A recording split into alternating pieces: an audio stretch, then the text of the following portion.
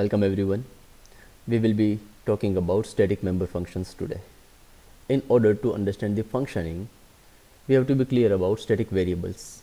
Another name for the static variable is program variable. And the moment we declare it, it is going to be initialized with zero value.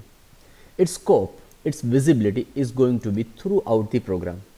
Now there are certain rules for using static member functions. Rule number 1. Static member function can use only static variables of that class.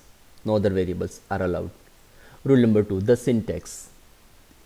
First of all, class name followed by scope resolution operator and finally static member function name. Third condition, third rule, and that is linking of a static variable to the class. Fine. Of course, that will be done using scope resolution operator. Okay, if we just take a look at the program, we have a class called test. Fine. C++, that means we will be talking about the classes, data members and member functions.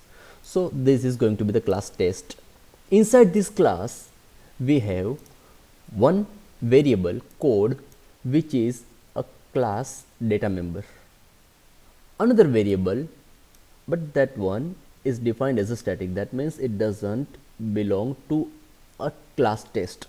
It is not a property, private property of the class test, though it has been declared there, but every other class which it is going to be linked will make use of it. Okay, if you just come to the public section, we have two member functions. We have two member functions of that class. The third one that you are seeing in the blue, that is basically static member function. So it is not once again the property of the class. All right.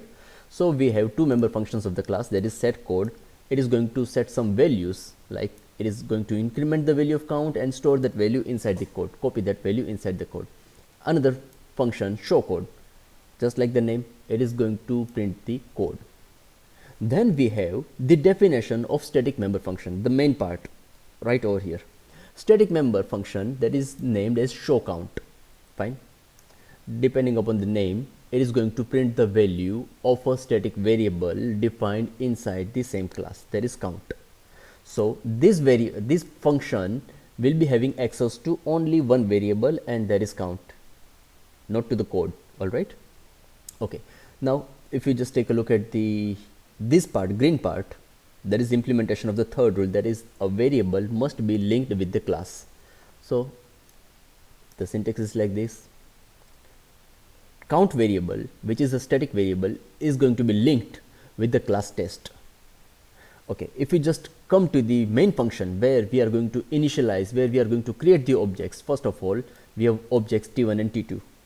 Right below this part, this one is going to be the picturization of object T1 followed by T2 and finally T3. The moment we create an object, memory allocations will be given to the object T1, like code variable for the object T1 along with two member functions, set code and show code, for the object T1. So that is going to be done, all right, the moment we create an object. Okay, out of this part, that means out of this the properties, only variable part will be given to the memory. That means functions will not be given any kind of memory. So after creating two objects, the picture would be something like this. T1 object with one variable code, initial value will be garbage, of course. Another object T2, once again starting value will be garbage. Later on we are trying to make a call to set code function. So object T1 is making a call to set code function, which is a member function of its own.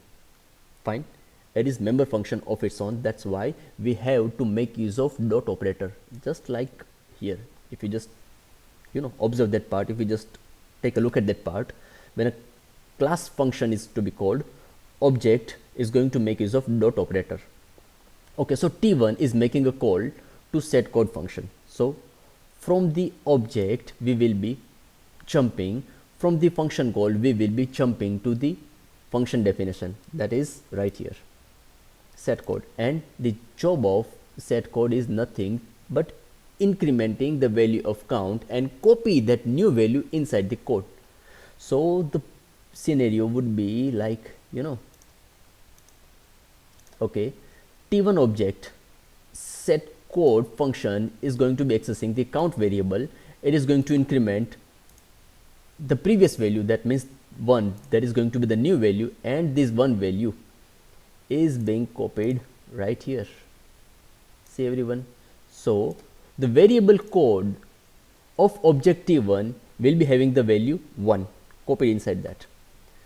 Right after that, we have set code function call by T2 object this time. So another object is going to make a function call.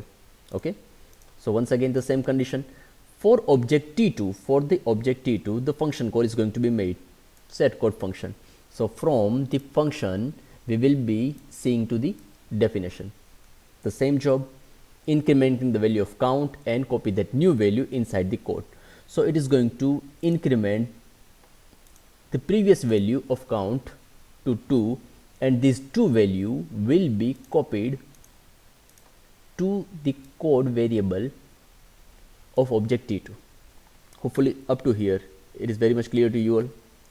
Okay, then comes the main part, the making a call to the static member function. Now if we just observe the syntax, using the class name followed by scope resolution operator, we are going to make a function call because it is not a property of a class. That is why we have some other type of syntax.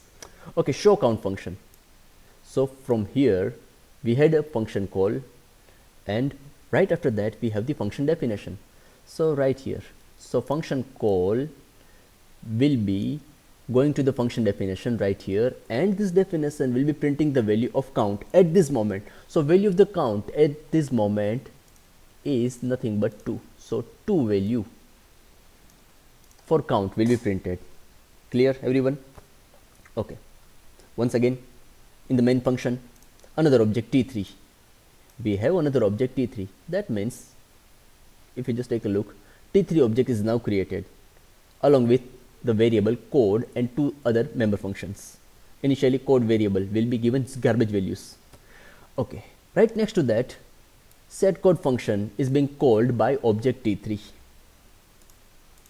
So this particular part, this function call will be followed by the function definition. Okay, but that is going to be done by T3 object. So set code of T3 will be accessing count. It's going to increment the value of count, and the new updated value will be copied inside the code of T3 object. So that is going to be the scenario up to here. One last part of the program, and that is we have 3 different function calls. Everyone over here, 3 different function calls. This time individual objects, for example, first of all T1 object is going to make a function call, T2, T3. Each and every object is going to make a function call to its own function. That is why we had to make use of dot operator. Okay, so first of all, T1.showCode, this part is going to make a function call. It is going to be answered by this definition, and it will print the code of that particular object. So T1 is going to make a function call, so code of T1 is going to be printed. Hopefully this part is clear. So the value of code that is nothing but 1.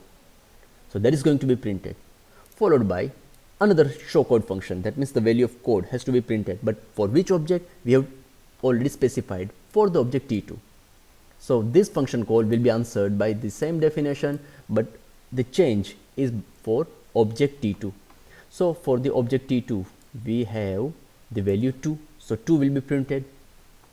And finally for the object T3, same functionality, the same cycle, the code variable for T3 object is going to be printed, that will be 3. Okay, now if I just paste it here, fine, what will be happening? Once again we had made a function call to the static member function. That means static member function show count will be answered. That means this definition is going to be executed, and once again the last updated value of count, the last updated value of the count will be printed, that is 3. Alright, hopefully static member functions is very much clear to you.